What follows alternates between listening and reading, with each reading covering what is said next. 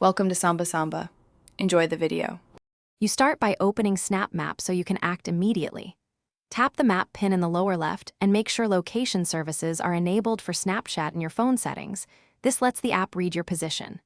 Once done, decide why you want to change your live location: privacy, testing, or sharing with a select friend. If privacy is the goal, choose ghost mode now. If selective sharing is needed, prepare the friend list you will use before moving to the next steps. Now adjust how Snapchat shares your location and understand why each choice matters. If you want to stop live updates, enable ghost mode.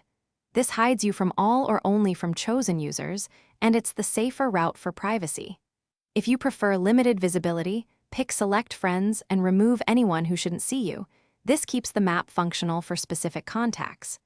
Make sure to confirm your choice. Toggling changes the data Snapchat continues to broadcast in the background.